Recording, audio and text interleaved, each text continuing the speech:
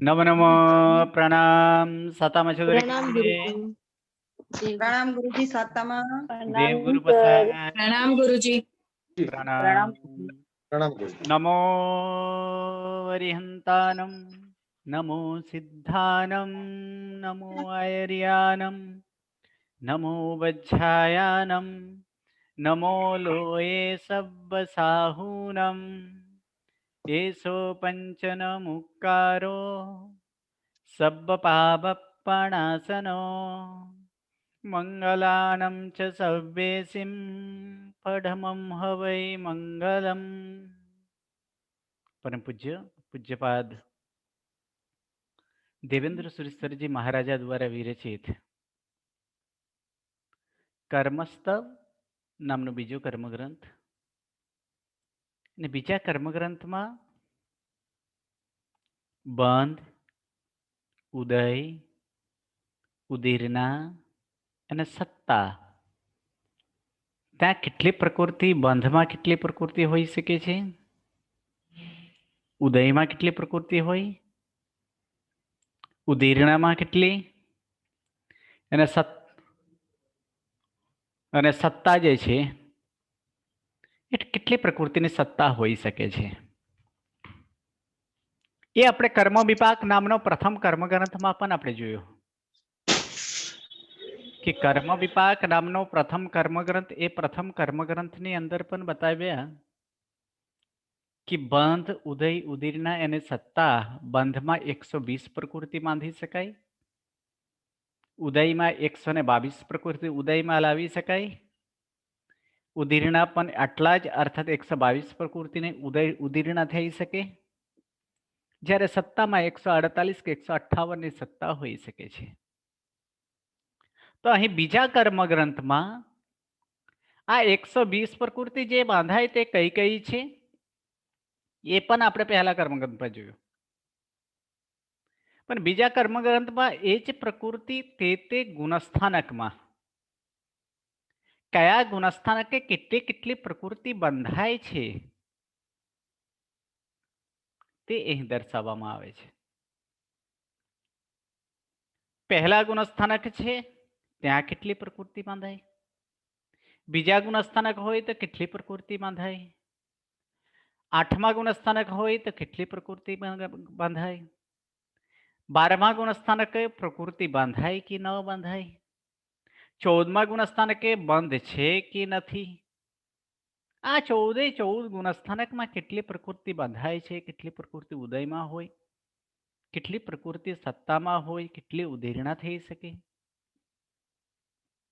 તે જ આ બીજા કર્મગ્રંથના મુખ્ય વિષય તરીકે છે, જેમાં 14 ગુણસ્થાનકના નામ ફરી એકવાર યાદ કરી લઈએ કે મિથ્યાત્વ, સાસ્વાદન, મિશ્ર, અવિરત સમ્યક દૃષ્ટિ, દેશભીરતિ, પ્રમત સંયત, અપ્રમત સંયત, અપૂર્વકરણ અથવા નિવૃત્તિકરણ, અનિવૃત્તિકરણ, सूक्ष्म संप्राय, उपशांत मोह छदमस्त वितराग गुणस्थानक अथवा उपशांत मोह वितराग छदमस्त गुणस्थानक, छिन्न मोह वितराग छदमस्त गुणस्थानक, सजोगी केवली અને અયોગી કેવલી, આમ 14 ગુણસ્થાનકો છે.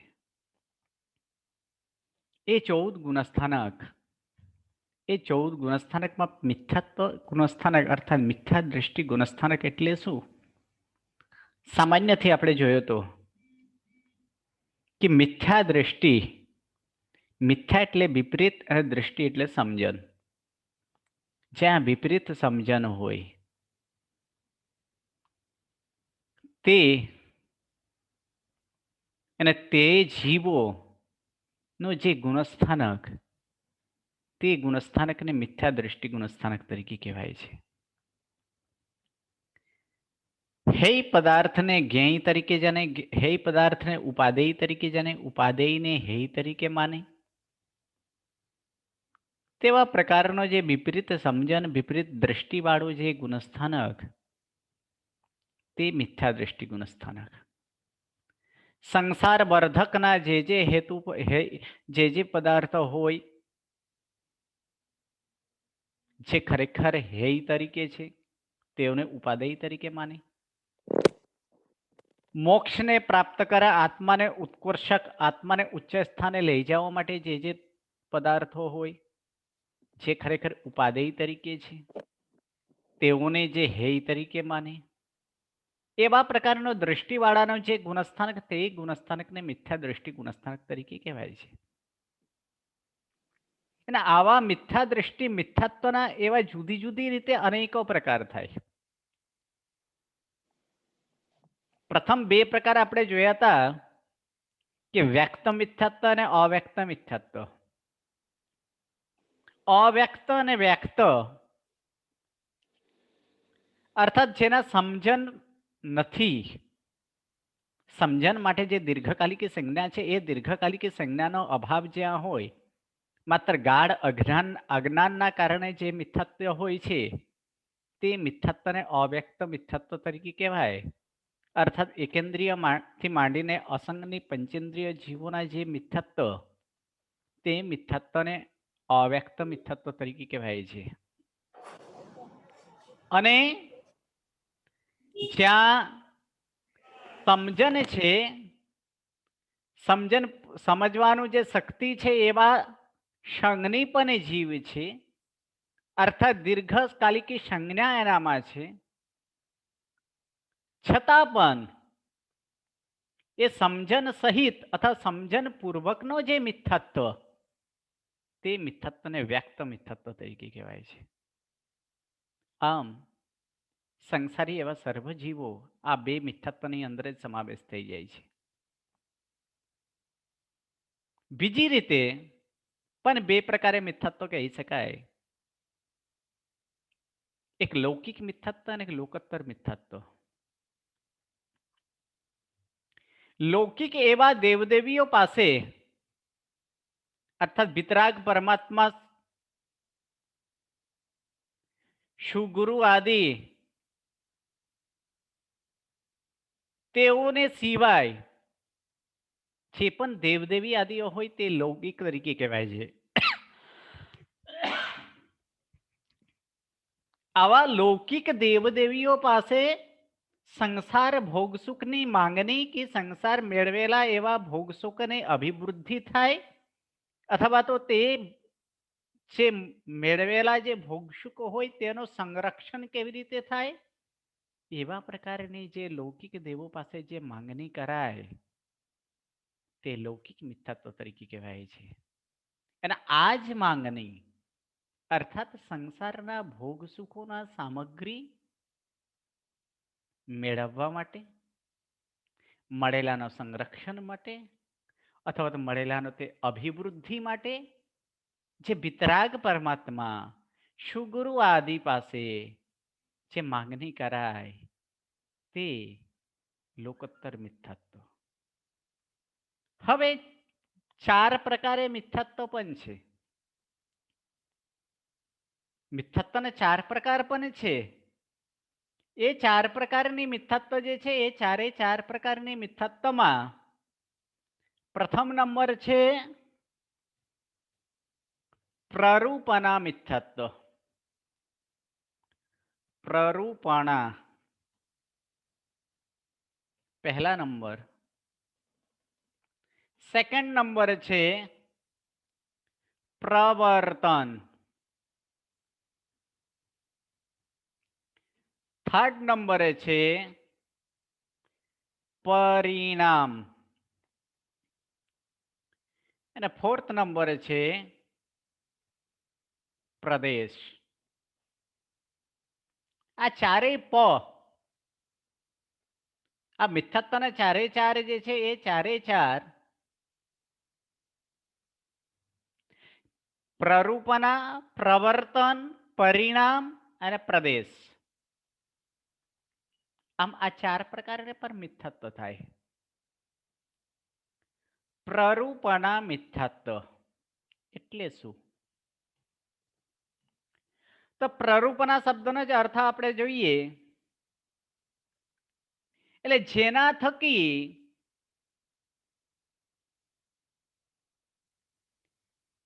એ મિથ્યાત્વ બધે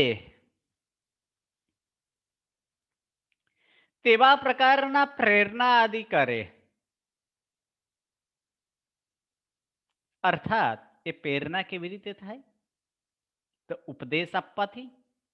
કેવા ઉપદેશ? તો મિથ્યાત્વના ઉપદેશ. અર્થાત જીનેશ્વર પરમાત્માના જે વચન છે, જે સર્વજ્ઞ, ત્રિકાલજ્ઞ, જેઓનું વચન હંમેશા સત્ય જ હોય. કારણ કે વિતરાગ પરમાત્મા ક્યારેય અસત્ય વચન, અસત્ય ભાષણ કરતા નથી. કારણ કે વિતરાગ પરમાત્માને અસત્ય ભાષણનો કોઈ જરૂર જ ન પડે. કારણ કે પ્રભુ ત્રિકાલજ્ઞ છે, જ્ઞાનથી તે બધું જ જાણે છે. જેમ આપણા હાથમાં આમળા હોય, સાક્ષાત હાથમાં આમળા હોય, તો આ આમળા જ છે તે આમળા સ્વરૂપે તે વ્યવસ્થિત રીતે દેખાય. કારણ કે સંપૂર્ણ જ્ઞાન આપણી પાસે આપણા નજર સમક્ષ છે. તેવી રીતે કેવલ જ્ઞાન દ્વારા, કેવલ દર્શન દ્વારા ભગવંતની નજર સામે જગતના દરેકે દ્રવ્ય, પર્યાય આ બધું જ નજર સમક્ષ છે. એટલે કે મિથ્યાત્વના ભાષણ કરવા, મિથ્યાત્વના પ્રરૂપના કરવું એ આવતું જ નથી. સેકન્ડ નંબર, ખોટું બોલવા માટે અસત્યના ભાષણ એક મોહના કારણે પણ થાય. અને વિતરાગ પરમાત્મા મોહથી રહિત છે. રાગ નથી, દ્વેષ નથી, માયા નથી, કસાય ક્રોધ, માન, માયા, લોભ નથી, કાંઈ નથી. કારણ કે કસાયના કારણે પણ જીવ મિથ્યાત્વ બોલે છે, અસત્ય તરીકે બોલે છે, ખોટું તરીકે અભાષણ પણ કરે છે. કોઈકને મેળવવાની ઈચ્છાથી લાલસા જાગ્યું હોય તો પણ અસત્ય બોલાય. તો એ લાલસા, મૂર્છા, મમત્વ એ લોભ છે. કોઈકને ઠગવાના હેતુથી મિથ્યાત્વ બોલાય એટલે ખોટું બોલાય, મિથ્યા બોલાય. કોઈકને છેતરવા માટે મિથ્યા બોલાય, એ માયા બધા છે. પ્રપંચ કરીને મિથ્યા બોલાય, એ માયામાં છે. કોઈકના અભિમાનના કારણે મારું પદ ક્યાંય જતું ન રહે, હું કાંઈક છું એવો અભિમાન સહિત જ્યાં મિથ્યાત્વ, એ પણ મિથ્યા તરીકે બોલી શકાય. ક્રોધના કારણે આ મારા દુશ્મન છે, એને જોતા જ કાંઈ થાય એવા ક્રોધે આવીને મિથ્યાત્વ બોલાય. ભયના કારણે મિથ્યાત્વ બોલાય. જ્યારે વિતરાગ પરમાત્મામાં આવા કાંઈ નથી. ના ક્રોધ, ના માન, ના માયા, ના લોભ, ના રાગ, ના દ્વેષ, આ બધાથી રહિત છે, મોહ રહિત છે. એટલે વિતરાગ પરમાત્માનું વચન 100% સત્ય છે, શુદ્ધ છે. તો એવા જીન પ્રણીત અથવા વિતરાગ બળે જે ઉપદેશક જે તત્વ હોય, ઉપદેશક જે વચન હોય, તે વચનથી વિપરીત વચન તરીકે બોલીને જે પ્રેરણા કરે તે પ્રરૂપના મિથ્યાત્વ તરીકે કહેવાય છે. સેકન્ડ નંબર, પ્રવર્તન. પ્રરૂપનાની અંદર માત્ર તે મિથ્યત્વ વચનનો પ્રરૂપે પ્રેરણા કરે, વિપરીત વચનનો ઉપદેશ આપે, તે પ્રરૂપના છે. પણ પ્રવર્તનની અંદર એ જ વચનને પોતે પણ પ્રવર્તે, બીજાને પણ પ્રવર્તાવે. એને જે પ્રવર્તન કરતા હોય આવા તેઓનું અનુમોદન આદિ પણ કરે. એટલે એવા જીનપ્રણીત અથવા જીનેશ્વરની જે આજ્ઞા છે તે આજ્ઞાથી વિપરીત એવા પ્રવૃત્તિને કરે અથવા કરાવે, એવા પ્રકારનું પ્રવર્તન એ જે પ્રવૃત્તિથી યુક્ત તેવા કેવા પ્રવૃત્તિ તો જીનપ્રણીત જે વચનો છે તેનાથી વિપરીત એવા પ્રવૃત્તિ પોતે કરે અને બીજાને કરાવે, તે પ્રવર્તન મિથ્યાત્વ તરીકે છે. ત્રીજા નંબર પરિણામ મિથ્યાત્વ, અર્થાત જે મનમાં એક જ વસ્તુ પકડી રાખે, જેને એકાંત તરીકે કહેવાય. એકાંત અને એનામાં મુખ્ય કારણ એકમાત્ર એની દ્રષ્ટિ જ હોય છે. કદાચ એકવાર પ્રરૂપના કરવું અને પ્રરૂપના કરતો હોય તો એને ત્યાગ કરવું એ સરળ છે. પ્રવર્તતો હોય એને પણ છોડી દેવું સરળ છે. પણ જે એના મનમાં માન્યતા આવી ગયો છે, મનમાં એક આગ્રહ બેસી ગયો છે, એવા કદાગ્રહ, હઠ, એવા એક નય તરફ જેના એવા દ્રષ્ટિ બાંધેલી હોય તેવા પ્રકારનો જે મિથ્યાત્વ, તે મિથ્યાત્વને પરિણામ મિથ્યાત્વ તરીકે કહેવાય.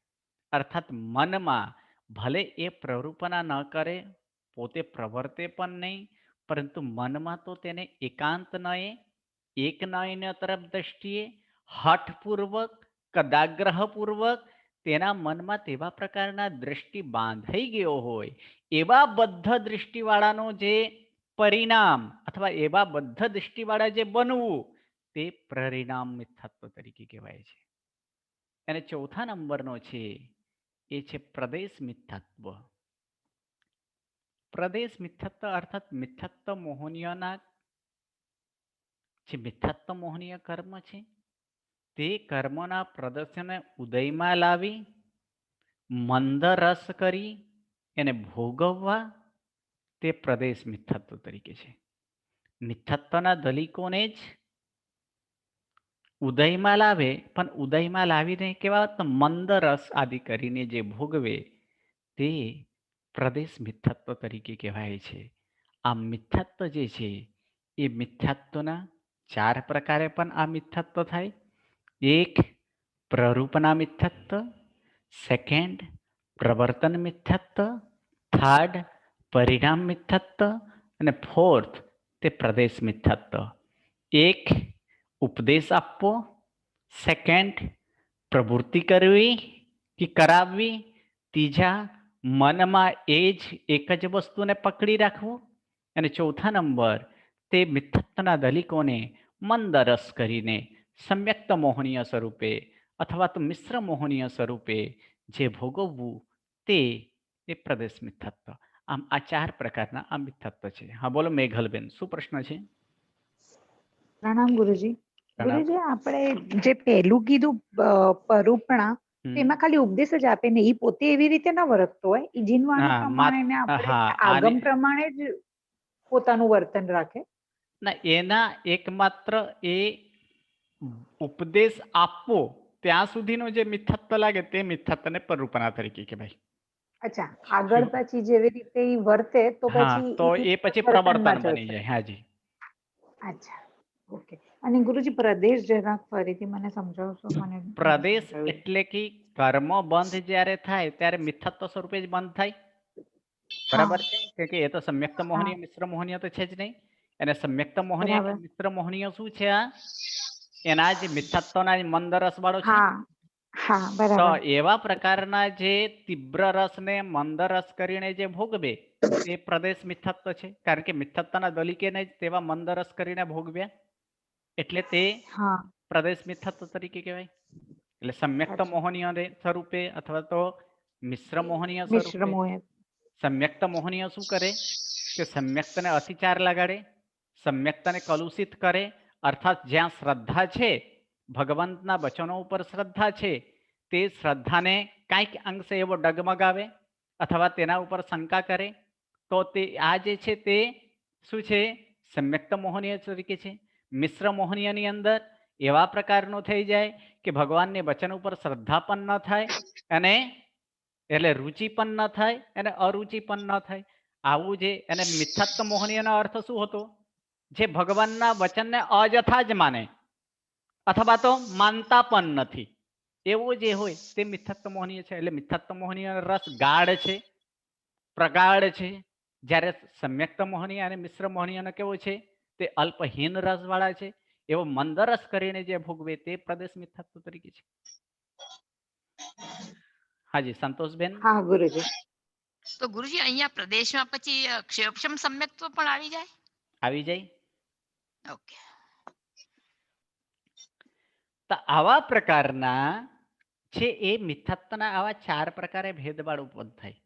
2 પ્રકાર પહેલા જોયા, 2 પ્રકાર 2 રીતે જોયા. હાજી બોલો. આમ અવ્યક્ત મિથ્યાત્વમાં પ્રકાર આવશે કે એમને જ 4 અલગ પ્રકાર છે આ? કોઈ પણ આ જે ભેદ જુદી જુદી રીતે આપણે કીધેલું છે કે જુદી જુદી રીતે એ મિથ્યાત્વના કોઈ પણ પહેલા જે વ્યક્ત અને અવ્યક્ત છે અવ્યક્ત. હા. એની અંદર સંપૂર્ણ જેટલા પણ મિથ્યાત્વ જેટલા મિથ્યાત્વીઓ છે આ 2 મિથ્યાત્વીઓની અંદર જ સંપૂર્ણ સમાવેશ થઈ જાય. બીજી રીતે કહીએ કે લૌકિક અને અલૌકિક આ 2 માં પણ બધા જ સમાવેશ થઈ જાય. હવે કહે છે કે આ 4 ભેદમાં પણ બધા જ એવા મિથ્યાત્વીઓનો સમાવેશ થઈ જાય. એટલે જુદી જુદી રીતે જુદી જુદી દ્રષ્ટિએ આ મિથ્યાત્વના પ્રકારો બતાવે છે. હા સમજાયું. હવે જેમ 2 પ્રકાર જોયા, 2 પ્રકારવાળા 2 જોયો, 4 પ્રકારવાળો જોયો. હવે 3 પ્રકારના મિથ્યાત્વ પણ કહે છે. હા બોલો રિષિતાબેન, શું પ્રશ્ન છે? Hello hello. ઓકે, નો સાઉન્ડ. ચલો હવે 3 પ્રકારના મિથ્યાત્વ પણ છે. એ 3 પ્રકારના મિથ્યાત્વ જે છે એ 3 પ્રકારના મિથ્યાત્વ પહેલા આપણે 4 વસ્તુને આપણે સમજી લઈએ. એક છે આદિ, અનાદિ,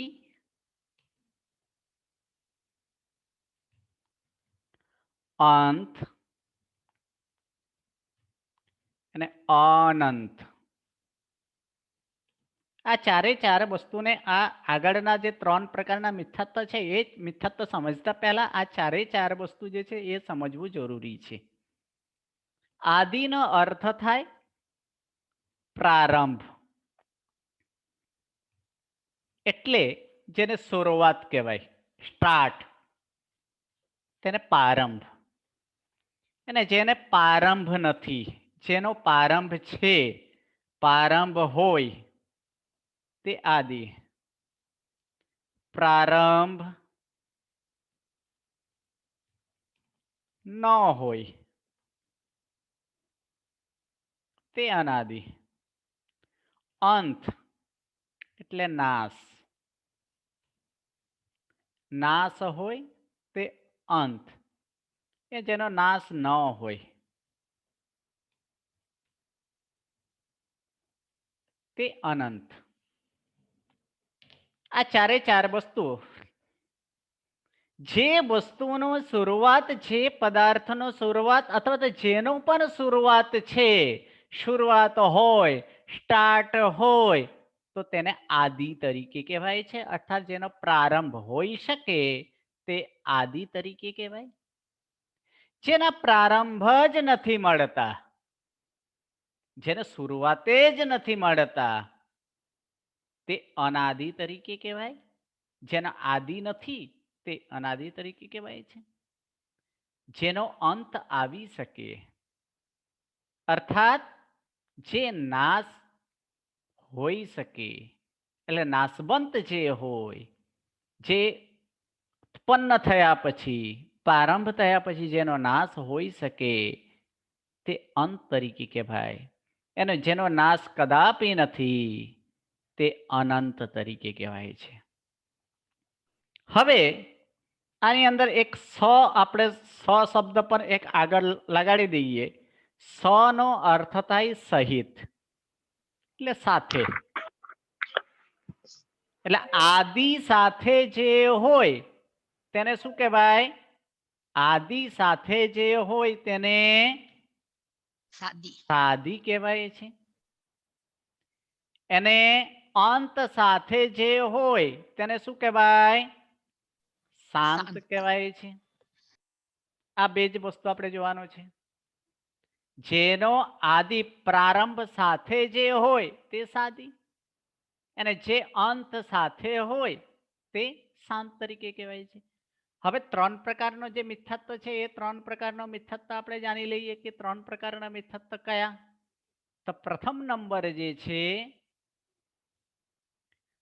અનાદિ અનંત. સેકન્ડ નંબર અનાદિ શાંત. થર્ડ નંબર સાદી શાંત. આ 3 હવે આ મિથ્યાત્વના આ 3 પ્રકાર. અનાદિ અનંત, અનાદિ શાંત અને સાદી શાંત. હવે મિથ્યાત્વ એટલે મિથ્યા દૃષ્ટિ ગુણસ્થાનકે વર્તતા જે જીવો હોય તેઓને જે મિથ્યાત્વ તે મિથ્યાત્વ એટલે તેવા પ્રકારનો જે જીવ તે મિથ્યા દૃષ્ટિ જીવ. અને એવા મિથ્યાત્વ કે એનો મિથ્યાત્વ જે છે એ મિથ્યાત્વના કોઈકે એકે એના પહેલા ક્લાસે પ્રશ્ન કર્યા હતા કે મિથ્યાત્વ વાળા પાછા સમ્યક્તિ બની શકે કે નહીં અને સમ્યક્તિ વાળા પાછા મિથ્યાત્વ બની શકે કે નહીં. તો આ 3 ભેદની અંદર જ એનો જવાબ આવી જશે કે જે અનાદિકાળથી અર્થાત જેનો મિથ્યાત્વનો પ્રારંભ જ નથી એટલે અનાદિકાળથી. કારણ કે આ સંસાર ક્યારથી છે? સંસાર ક્યારથી છે? અનાદિકાળથી છે. જીવ ક્યારે છે? અનાદિકાળથી છે. તો એવા પ્રકારના જે અનાદિકાળથી રહેલા જીવો અને તે જીવોનો જે મિથ્યાત્વ અવસ્થામાં છે તો તેવા પ્રકારના અનાદિકાળથી જીવ છે તો એ મિથ્યાત્વ પણ એવા જીવો એવા મિથ્યાત્વી જીવોનો સંબંધ પણ એ મિથ્યાત્વ ક્યારથી છે? અનાદિકાળથી કહેવાય, જેના આદિ જ નથી. અર્થાત જે મિથ્યાત્વના આદિ થયો નથી એટલે અનાદિકાળથી જીવોનો જે એક જ સ્થાનવાળો અર્થાત જે મિથ્યાત્વ અવસ્થામાં જ છે એને પાછા એ ક્યાં સુધી રહેવાના છે? અનંતકાળ સુધી. જે અનંતકાળ સુધી તે જ મિથ્યાત્વમાં જ જે રહેવાના છે, જે ક્યારેય એ મિથ્યાત્વથી બહાર નીકળવાનો જ નથી. તેવા પ્રકારના જીવોનું જે મિથ્યાત્વ એ મિથ્યાત્વ કેવા કહેવાય? અનાદિ અનંત કહેવાય. કારણ કે અનાદિકાળથી તે મિથ્યાત્વ અવસ્થામાં છે અને અનંતકાળ સુધી તે મિથ્યાત્વ અવસ્થામાં જ રહેશે. એ મિથ્યાત્વથી બહાર નીકળશે જ નહીં. તેવા પ્રકારના જીવો જે તે અનાદિ અનંત વાળા મિથ્યાત્વ કહેવાય. કયા જીવો? તો અભવ્ય જીવ, અભવી જીવ અથવા તો છે ને કેવા ભવી? અભવ્ય અભવ્ય જીવો તો છે જ, પાછા ભવ્યમાં પણ એક છે. ભવ્ય એટલે મોક્ષે જવાનો એ છે, પણ કેવા? જાતિ જાતિ ભવ્ય. ભવ્ય. જાતિ જાતિ ભવ્ય. જાતિ ભવ્ય. ભવ્ય. જાતિ ભવ્ય. ભવ્ય. ભવ્ય એટલે શું? તો મોક્ષ જવાનો જે યોગ્યતા વાળા હોય તે ભવ્ય તરીકે કહેવાય. પણ જીવને મોક્ષ ક્યારે મળે? મિથ્યાત્વ નીકળે, સમ્યક્ત જાય, સમ્યક્ત પામીને આગળ બધા 14મા ગુણસ્થાનકે. તો જે હવે પહેલા ગુણસ્થાનક તે નીકળીને તે 14મા ગુણસ્થાનક સુધી જવાના છે, તો તે ભવ્ય જીવો છે.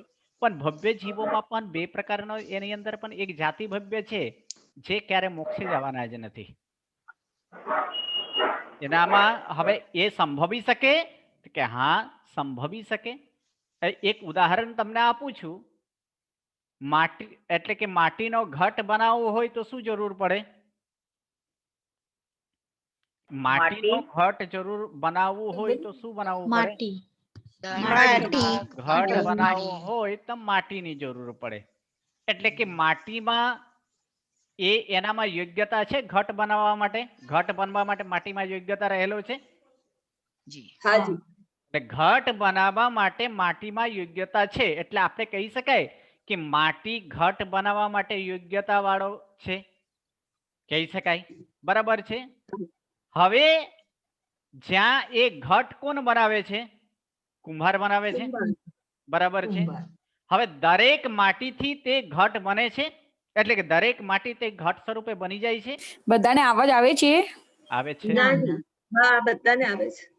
દરેક એટલે કે દરેક માટી એક ઘટ સ્વરૂપે, એટલે દરેક માટી એક ઘટ સ્વરૂપે બને? ન બને ના.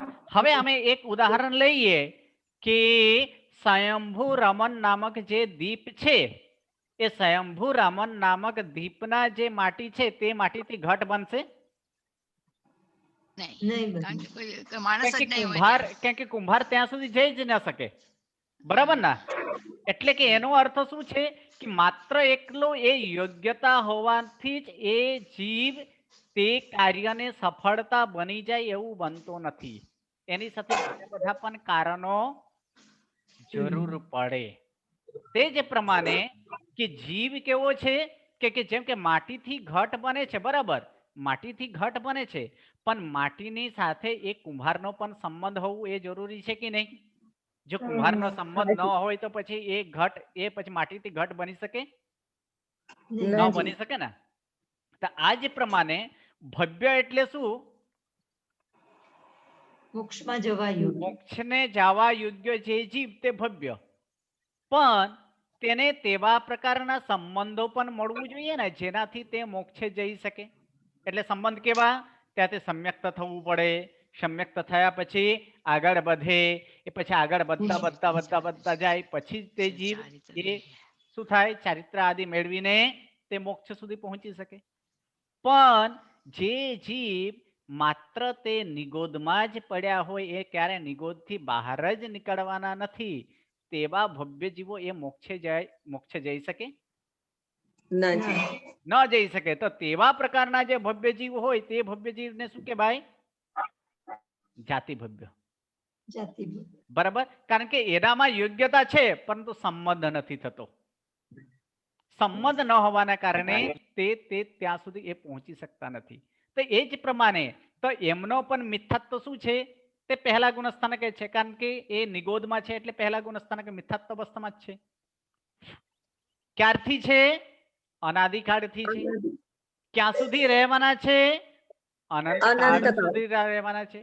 તો આવા પ્રકારના જીવો, જે જીવ અનાદિકાળથી છે અને અનંતકાળ સુધી રહેવાના હોય, તેવા જીવોનો જે મિથ્યાત્વ, તે મિથ્યાત્વને શું કહેવાય? અનાદિ અનંત મિથ્યાત્વ કહેવાય. પહેલો ભેદ આ પ્રમાણે છે. સેકન્ડ નંબર ભેદ, જેનું નામ છે અનાદિ શાંત. એટલે એનો અર્થ શું થાય? અનાદિકાળથી મિથ્યાત્વ અવસ્થામાં છે અને શાંત એટલે શું કીધું? જેનો અંત હોઈ શકે છે. એટલે મિથ્યાત્વનો જે અંત કરશે. એટલે અત્યારે તે ભલે ક્યાં હોય, અનાદિકાળથી તે મિથ્યાત્વ અવસ્થામાં છે, એ ભલે તે મિથ્યાત્વ અવસ્થામાં હોય, પણ એ જીવ તે તે મિથ્યત્વ ગુણસ્થાનકે મિથ્યત્વને તજીને પાછો જે જ્યારે તે સમ્યક્તને પામશે તો તે સમયે શું થશે? સમ્યક્તનો એટલે સમ્યક્ત પામતા તે મિથ્યત્વ દૂર થશે, મિથ્યત્વનો નાશ થશે, મિથ્યત્વનો અંત થશે, તો અંત આવશે.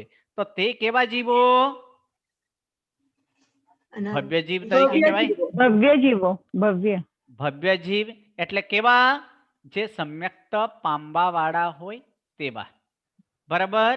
જે સમ્યક્ત પામશે તેવા જીવોનો જે ભવિષ્યમાં જેના મોક્ષ થવાનો છે, સંભવ છે, એટલે જ્યારે તે મોક્ષે જશે ત્યારે તે શું કરશે? મિથ્યાત્વથી ઉપર ઉપર ઉપર ઉપર ગુણસ્થાનકમાં ચડીને જશે, એટલે મિથ્યાત્વને છોડી દેશે. એટલે અનાદિકાળથી તે મિથ્યાત્વ અવસ્થામાં છે, પરંતુ જે મોક્ષે જવાના છે, મોક્ષગામી એવા જીવ જે હોય તે એ પ્રમાણે પણ કહી શકાય. કેવા? કોણ? મોક્ષગામી જીવ. એ મોક્ષગામી જીવ જે હોય તેઓનો આ કયો ભેદ થાય? બીજો ભેદ, કે અનાદિ શાંત થાય. ત્રીજા નંબરનો ભેદ જેનું નામ છે સાદી શાંત. અર્થાત મિથ્યત્વના આદિ થયેલો છે અને મિથ્યત્વનો પણ નાશ થવાનો છે. કેવા? તો જે જીવ એકવાર મિથ્યત્વ ગુણસ્થાનકથી સમ્યક્ત ગયેલા હોય એને સમ્યક્તથી પતિત કેવા હોય? સમ્યક્ત એ સમ્યક્તથી જે પતિત હોય, પતિત એટલે નીચે પડતા હોય, તે સમયે તો સમ્યક્તથી પતિત એટલે ત્યાં એને શું છે? મિથ્યાત્વ છે. સમ્યક્ત વાળાને મિથ્યાત્વ છે નથી ને? કે સમ્યક્ત વાળાને મિથ્યાત્વ નથી, પણ સમ્યક્તથી જીવ જ્યારે પાછો નીચે પડશે, પાછા મિથ્યાત્વ ગુણસ્થાનક આવશે, તો ત્યાં એનો મિથ્યાત્વનો શું થશે? સમ્યક્તનો મિથ્યાત્વ થશે. એટલે સમ્યક્તને મિથ્યાત્વ એટલે મિથ્યાત્વનો પ્રારંભ થશે. મિથ્યાત્વનો પ્રારંભ થશે એટલે મિથ્યાત્વનો આદિ થયો, એટલે તેને શું કહેવાય? સાદી થયો મિથ્યાત્વનો. અને એકવાર જે સમ્યક્તા પામ્યા છે તે ભવિષ્યમાં મોક્ષે જવાના છે, અવશ્યમેવ જવાના છે. એટલે શું થાય? એનો તે સમયે પાછા મિથ્યાત્વનો નાશ થશે. એટલે આવા પ્રકારના જીવોનો જે મિથ્યાત્વ, તે મિથ્યાત્વને શું કહેવાય? સાદી શાંત મિથ્યાત્વ. તો તે કયા જીવો? સમ્યક્તથી પતિત જીવ.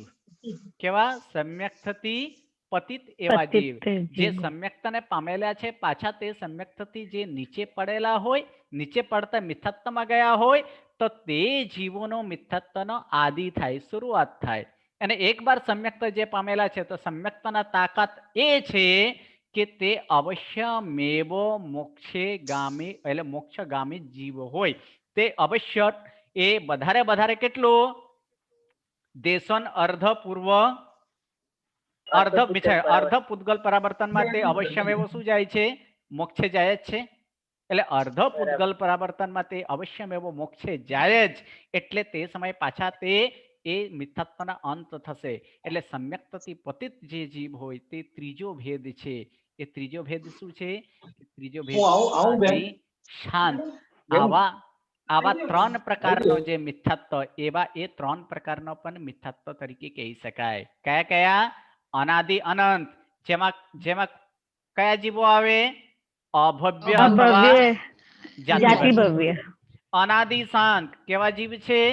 મોક્ષગામી. અને સાદી શાંતમાં સમ્યક્તથી પતિત જીવો. હવે આગળના એ સિવાય પણ 5 પ્રકારે પણ મિથ્યાત્વ છે, જે આપણે નેક્સ્ટ ક્લાસે જોશું. નમો નમઃ. પ્રણામ. પ્રણામ ગુરુજી.